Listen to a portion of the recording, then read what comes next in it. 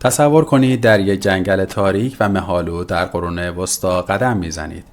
ناگهان سایه یک غریبه تنومند از میان درختان ظاهر میشه. اولین واکنشی که بدن شما نشون میده چیه؟ دست به شمشیر میبرید یا فرار میکنید؟ در آن دوران یک اشتباه کوچک یعنی مرگ. اما غریبه جلو میاد، دست راستش رو بالا میاره و کلمه‌ای رو به زبون میاره که امروزه میلیاردها بار شنیده میشه: سلام. این کلمه یک تعارف دوستانه نبود. این اولین پروتکل امنیتی تاریخ بشر بود. اینجا هیستوری کهنه. امروز کلمه سلام یا ژست دست دادن برای ما نشانه ادبه.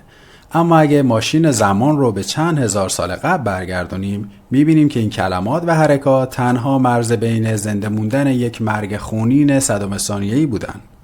آماده ای تا نقاب از روی تاریک ترین سیستم امنیتی اجدادمون برداریم؟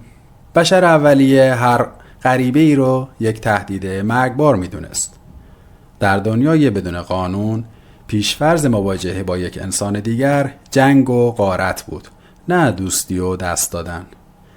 عجیبترین و رایجترین ژست سلام در جهان یعنی دست دادن کاملا در میدانهای جنگ و توسط سربازان ابداع شد.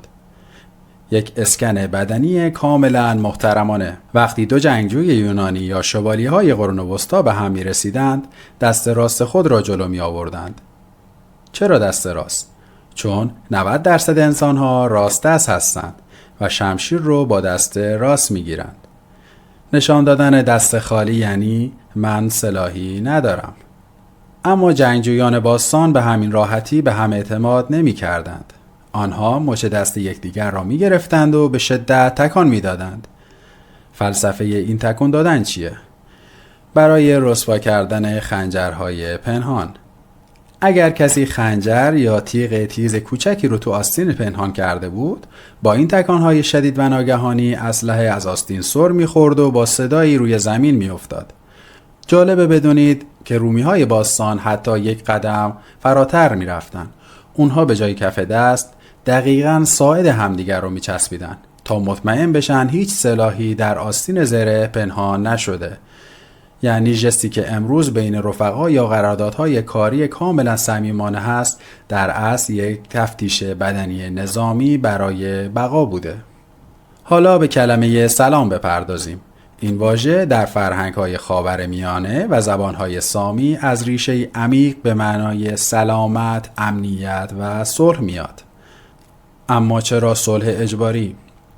در تمدن‌های بیابانی و باستانی هر کاروانی که از دور دیده میشد پتانسیل این رو داشت که یک گروه راهزن تشنه به خون باشه. بیان کلمه سلام یک قرارداد حقوقی شفاهی و فوری بود. یعنی اعلام موضع قبل از شلیک. کسی که فریاد میزد سلام در واقع اعلام میکرد من امنیت شما را تضمین میکنم و خودم هم طالب امنیت هستم. به من حمله نکنید. اگر این پرچم سفید کلامی افراشته نمیشد، باران تیرها پاسخ غریبه بود. در واقع در زمانهای قدیم سلام کردن مثل این بود که بگید من خلع سلاح هستم، تو هم خلع سلاح هستی، پس بی خیال کشتن همدیگه بشیم. این کلمه یک جور بیمه‌نامه جانی کلامی بود که غریبه ها در اولین ثانیه برخورد به همدیگه تقدیم می‌کردند تا از خونریزی جلوگیری بشه. فراتر از کلمات و دست دادن، ژست‌های حرکتی دیگری مثل تعظیم کردن یا کلاه برداشتن در غرب نیز ریشه‌های عمیق بقا دارند.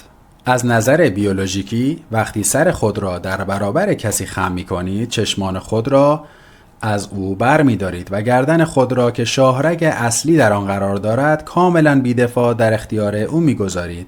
این یعنی اوج اعتماد یا تسلیم مطلق. عجیبه نه؟ سیستم های امنیتی اجداد ما امروز تبدیل به آداب معاشرت شدن. قبل از اینکه بریم سراغ ریشه باور نکردنی کلمه هلو در انگلیسی و رسم عجیب تبت، لایک کردن این ویدیو که خودش پروتکل سلامه. پس همین الان دکمه سابسکرایب هیستوری کهن رو بزن و توی کامنت ها برام بنویس به نظرت دست دادن امتره یا تعظیم کردن. قبل از اختراع تلفن مردم از کلماتی مثل آهای یا هیل استفاده می کردن. کلمه هلو در واقع نسخه ای از یک فریاد قدیمی برای جلب توجه کلاغ‌ها یا سگ‌های شکاری در حین شکار بود. جنگ ادیسون و گراهام بل. گراهام بل اصرار داشت که مردم پشت تلفن بگویند آهای، اما توماس ادیسون کلمه هلو را پیشنهاد داد و آن را در کتابچه‌های راهنمای تلفن چاپ کرد تا این واژه برای همیشه جهانی بشه. یعنی کلمه‌ای که امروزه میلیاردها بار پشت تلفن یا حضوری میگیم به خاطر لجبازی 2 مخترع بزرگ برای تست فرکانس سیم‌های مسی تلفن‌های اولیه به وجود اومد، وگرنه اصلاً ریشه ادبی و تاریخی به عنوان درود فرستادن نداشت. اما اگر فکر می‌کنید اینها عجیب هستند، نگاهی به سلام کردن در تبت باستان بیاندازید، جایی که مردم برای سلام زبانشان را کاملاً بیرون می‌آوردند. اثبات اصالت بیولوژیکی. در قرن 9 میلادی پادشاهی ستمگر و جادوگر به نام لانگدارما بر تبت حکومت می‌کرد که زبانی کاملاً سیاه داشت. مردم پس از مرگ او برای اینکه به همه ثابت کنند جادوگر نیستند و روح پادشاه خبیث در آنها حلول نکرده، زبان خودشان را نشان می‌دادند. انسان‌ها هزاران سال است که با روش‌های مختلف تلاش می‌کنند یک پیام واحد را به هم برسانند. من به تو آسیب نمیزنم و تو هم میتوانی در کنار من زنده بمانی. سلام امروز ما یک یادگار زنده از ترس‌ها، جنگ‌ها و تلاش‌های چند هزار ساله اجدادمونه برای زنده موندن. دفعه بعدی که به کسی سلام کردی یا بهش دست دادی، یادت باشه داری یک پروتکل امنیتی باستانی را اجرا می‌کنی. تا ویدئوی بعدی هیستوری کهن، مراقب خودت باش.